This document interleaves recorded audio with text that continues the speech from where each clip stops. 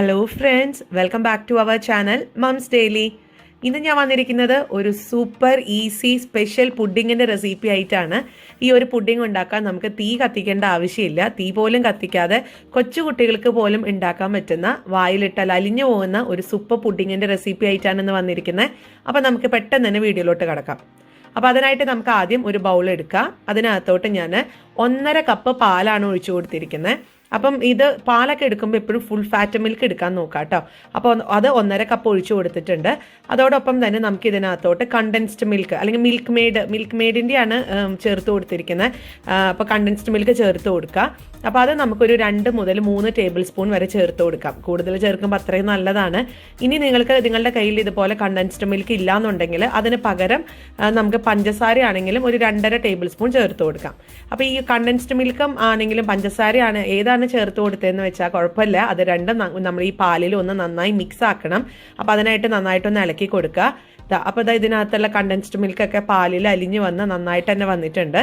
ഇനി അടുത്തത് ഇതിനകത്തോട്ട് ഞാൻ ചേർക്കാൻ പോകുന്നത് റൂഅഫ്സയാണ്, അതായത് റോസ് സിറപ്പ് എന്ന് തന്നെയാണ് ഇതിനെ പറയുക. അപ്പോൾ കടകളിൽ നിന്നൊക്കെ നിങ്ങൾക്ക് ഇഷ്ടമുള്ള ബ്രാൻഡിലുള്ള റൂഅഫ്സ കിട്ടും. ഇതിനൊരു പ്രത്യേക മണമാണ്. ആ റോസ് സിറപ്പിൻ്റെ ഒക്കെ ഒരു മണം നമുക്ക് അറിയാമല്ലോ. ആ ഒരു ഫ്ലേവർ ഇഷ്ടമുള്ളവർക്ക് ഇത് ചേർക്കാം, അല്ലാത്തവർക്ക് ഈ ഒരു സ്റ്റെപ്പ് നിങ്ങൾക്ക് സ്കിപ്പ് ചെയ്യാം. അപ്പം ഞാനിവിടെ 2 ടേബിൾ സ്പൂൺ റൂഅഫ്സ അല്ലെങ്കിൽ റോസ് സിറപ്പ് ഒന്ന് ചേർത്ത് കൊടുക്കുന്നുണ്ട്.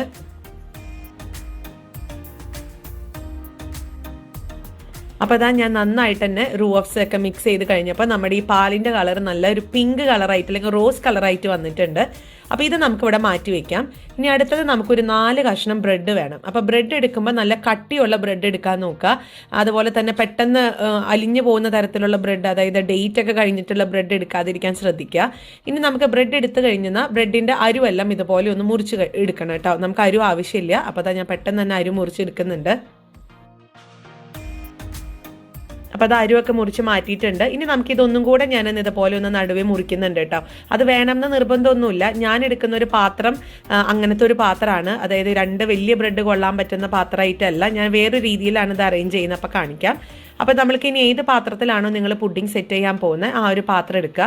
അപ്പോൾ അതിനകത്തോട്ട് ഞാൻ ബട്ടർ ചെറുതായിട്ടൊന്ന് തൂത്തിട്ടുണ്ടായിരുന്നു. അപ്പോൾ അത് വീഡിയോയിൽ വന്നിട്ടില്ല കേട്ടോ. അപ്പോൾ നിങ്ങൾ കുറച്ച് ബട്ടർ ഒന്ന് തേച്ച് കൊടുക്കണം. പിന്നെ അതിൻ്റെ മേലെ കുറച്ച് ഡെസിക്കേറ്റഡ് കോക്കനട്ട്, അത് നമുക്കറിയാം ഇപ്പോൾ കടകളിൽ നിന്നൊക്കെ മേടിക്കാൻ കിട്ടുന്നുണ്ട് ഡെസിക്കേറ്റഡ് കോക്കനട്ട്. ഇത് ഓപ്ഷണലാണ്, ഉണ്ടെങ്കിൽ ചേർക്കുക, ഇല്ലെങ്കിൽ ചേർക്കണ്ട. കാരണം തേങ്ങയുടെ ഒരു രുചി ഇഷ്ടമുള്ളവർക്ക് മാത്രം ചേർത്ത് കൊടുത്താൽ മതി. ഇനി നമുക്കിതിനകത്തോട്ട് നമ്മൾ നേരത്തെ എടുത്തു വെച്ചിരിക്കുന്ന പാല്, ഈ ഒരു റൂഅഫ്സയുടെ പാലും അതുപോലെ നമ്മുടെ ബ്രെഡും, ഈ ബ്രെഡ് ഈ പാലിൽ ഒന്ന് നന്നായിട്ടൊന്ന് മുക്കിയെടുക്കണം. എന്നിട്ട് നമ്മൾ അത് ഈ ഒരു പാത്രത്തിൽ ഒന്ന് സെറ്റ് ചെയ്ത് വെക്കുകയാണ് ചെയ്യുന്നത്. അപ്പോൾ പാത്രത്തിൻ്റെ ആ ഒരു ഷേപ്പൊക്കെ അനുസരിച്ചിട്ട് നമുക്കിത് എങ്ങനെ വേണമെങ്കിലും ബ്രെഡ് മുറിക്കുകയോ അല്ലെങ്കിൽ മുറിക്കാതെയോ ഒക്കെ വെച്ച് കൊടുക്കാം. അങ്ങനെ ഞാൻ ഇതുപോലെ 3 കഷ്ണങ്ങളൊക്കെ ആയിട്ട് ഞാൻ വെച്ചിട്ടുണ്ട്. ഇനി നമുക്ക് ചെയ്യാനുള്ളത്, അപ്പോൾ അതവിടെ മാറ്റി വെച്ചിട്ടുണ്ട് കേട്ടോ. ഇനി നമുക്കൊരു ബൗളിനകത്ത് കുറച്ച് ഫ്രൂട്ട്സുകളൊക്കെ ഒന്ന് ചേർക്കേണ്ടതായിട്ടുണ്ട്. ഞാനപ്പോൾ ഇവിടെ ഒരു ആപ്പിൾ എടുത്തിട്ടുണ്ട്. അത് ചെറിയ ചെറിയ കഷ്ണങ്ങളാക്കി ഇതുപോലെ മുറിച്ചെടുത്തിട്ടുണ്ട്. നിങ്ങൾക്ക് ഇഷ്ടമുള്ള ഫ്രൂട്ട്സ് ചേർത്ത് കൊടുക്കാം. പിന്നെ പഴം ചേർക്കാതിരിക്കുന്നതാണ് നല്ലത്. പഴം ചേർത്ത് കഴിഞ്ഞാൽ ഒത്തിരി അങ്ങ് കുഴഞ്ഞു പോകും. അപ്പോൾ അതുകൊണ്ട് നല്ല റഫായിട്ടുള്ള അല്ലെങ്കിൽ ഹാർഡായിട്ടുള്ള ഫ്രൂട്ട്സുകൾ എടുക്കാൻ നോക്കുക. അപ്പം ഞാനിവിടെ കുറച്ച് ടൂട്ടി ഫ്രൂട്ടി ചേർത്ത് കൊടുക്കുന്നുണ്ട്, കുറച്ച് ഗ്രേപ്സ്. ഇത് ഒത്തിരി പഴുത്തു പോയിട്ടുള്ള ഗ്രേപ്സ് അല്ല, അത്യാവശ്യം നമുക്കിങ്ങനെ ചില ഗ്രേപ്സ് ഉണ്ടല്ലോ നമുക്ക് കടിക്കുമ്പോൾ നല്ല ഹാർഡായിട്ട് ഇരിക്കുന്ന ഗ്രേപ്സ്. അപ്പോൾ അങ്ങനത്തെ ഗ്രേപ്സ് ആണ് എടുത്തിരിക്കുന്നത്. അതും ചെറുതായിട്ട് അരിഞ്ഞിട്ടുണ്ട്. പിന്നെ ഒരു 3-4 ചെറി, റെഡ് ചെറി ഞാൻ എടുത്തിട്ടുണ്ട്. അതും ഞാൻ ചെറിയ ചെറിയ കഷ്ണങ്ങളാക്കി മുറിച്ച് ചേർത്തിട്ടുണ്ട്. അപ്പം ഞാനിന്നിവിടെ എടുത്തിരിക്കുന്ന ഫ്രൂട്ട്സ് ഈ ഒരു 3 തരം ഫ്രൂട്ട്സ് ഞാനിവിടെ എടുത്തിട്ടുള്ളൂ.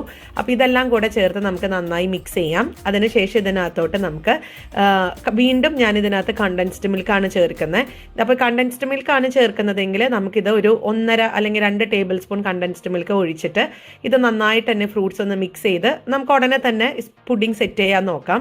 ഇനി അതല്ല, നിങ്ങൾ ഈ കണ്ടൻസ്ഡ് മിൽക്കിന് പകരം പഞ്ചസാര ചേർക്കുന്നവരാണെങ്കിൽ 1 ടേബിൾ സ്പൂൺ പഞ്ചസാര ചേർത്ത് നന്നായിട്ട് മിക്സ് ചെയ്യുക. അതിനുശേഷം ഒരു 5 മിനിറ്റ് മാറ്റി വെക്കണം. അപ്പോൾ പഞ്ചസാര കലിഞ്ഞ് ഒരു നീരൊക്കെ ഒരു നല്ലൊരു ജ്യൂസായിട്ട് നമുക്ക് കിട്ടും. അപ്പോൾ അതിന് വേണ്ടിയിട്ടാണ് മാറ്റി വെക്കേണ്ടത്. അപ്പോൾ ഇതിപ്പോൾ ഒരു കണ്ടൻസ്ഡ് മിൽക്ക് ആയതുകൊണ്ട് ഇപ്പോൾ തന്നെ നല്ല ജ്യൂസി ആയിട്ടാണ് വന്നിരിക്കുന്നത്. അപ്പോൾ ഇത് നമുക്ക് വെയിറ്റ് ചെയ്യേണ്ട കാര്യമില്ല. അപ്പോൾ ഇനി ചെയ്യാനുള്ളത് നമ്മൾ നേരത്തെ ആ ഒരു ബ്രെഡ് സെറ്റ് ചെയ്തിട്ടുള്ള അതേ പാത്രത്തിൽ, പുഡിംഗ് പാത്രത്തിനകത്തോട്ട് അടുത്ത ലെയറായിട്ട് ഇടാൻ പോകുന്നത് നമ്മൾ ഈ മിക്സ് ചെയ്ത് വെച്ചിരിക്കുന്ന ഫ്രൂട്ട്സ് ആണ്. അത് കഴിഞ്ഞ് വീണ്ടും നമ്മൾ ആ ഒരു ബ്രെഡ് വീണ്ടും ഇതുപോലെ പാലിനകത്ത് മുക്കി മൂന്നാമത്തെ ലെയറായിട്ട് നമുക്ക് ബ്രെഡ് വെച്ച് കൊടുക്കാം. പിന്നെ ലെയേഴ്സൊക്കെ നിങ്ങൾക്ക് ഇഷ്ടമുള്ള പോലെ വെക്കാം കേട്ടോ. നിങ്ങൾക്ക് അതിനിടയ്ക്ക് നട്ട്സിൻ്റെ ഒരു ലെയർ വേണമെന്നുണ്ടെങ്കിൽ അങ്ങനെ ചേർക്കാം. ഇനി ബിസ്ക്കറ്റ് ഇഷ്ടമുള്ളവരാണെന്നുണ്ടെങ്കിൽ ഒരു ലെയർ നമുക്ക് ബിസ്ക്കറ്റുകൾ, നിങ്ങൾക്ക് ഇഷ്ടമുള്ള ബിസ്ക്കറ്റ് ഇതുപോലെ പാലിലൊന്ന് മുക്കി ഒന്ന് വെച്ച് കൊടുക്കാം. അപ്പോൾ അതൊക്കെ ഓരോരുത്തരുടെ ഇഷ്ടമാണ്. ഞാനിന്നിപ്പോൾ ഇവിടെ ബ്രെഡ് കൊണ്ട് തന്നെയാണ് ഫുൾ പുഡിംഗ് ഉണ്ടാക്കിയെടുക്കാൻ പോകുന്നത്. അപ്പോൾ നമുക്കിതാ വീണ്ടും ലെയറായിട്ട് വെച്ച് കൊടുക്കാം.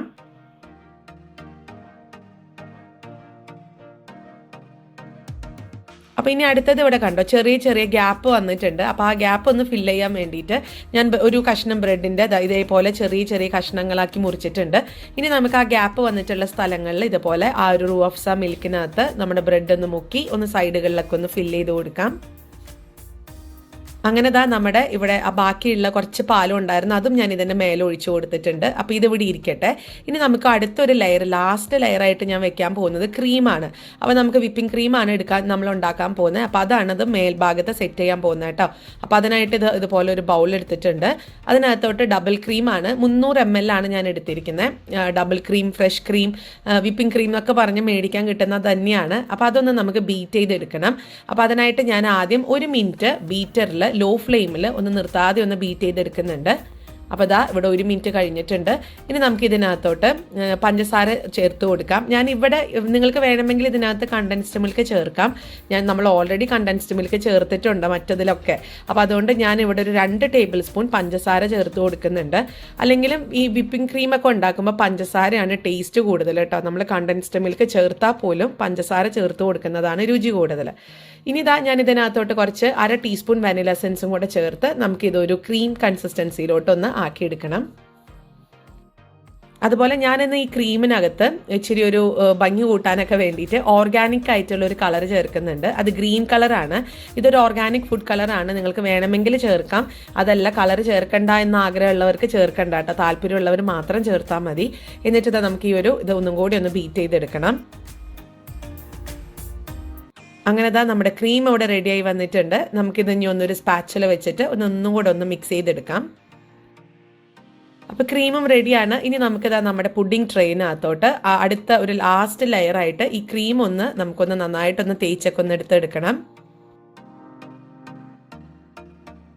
അപ്പം അത്രയേ ഉള്ളൂ. ഞാൻ കേക്കൊക്കെ ഒന്ന് ലെവൽ ചെയ്തെടുത്ത് ക്രീമൊക്കെ ലെവൽ ചെയ്തെടുത്തിട്ടുണ്ട്.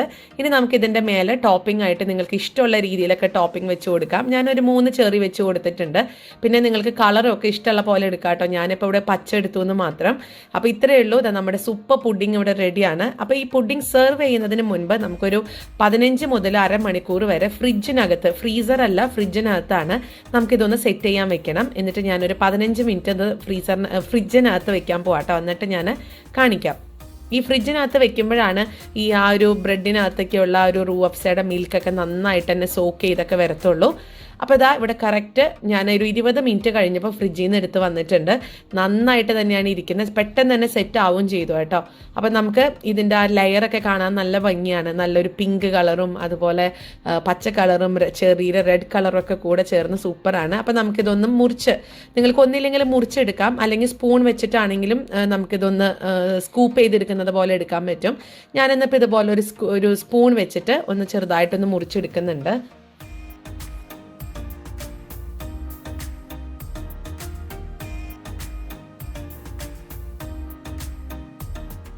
ഇനി നമുക്കതൊരു സെർവിങ് പ്ലേറ്റിനകത്തോട്ടൊന്ന് മാറ്റി നോക്കാം. നോക്കിക്ക് നല്ല പെർഫെക്റ്റ് ആയിട്ട് വന്നിട്ടുണ്ട്.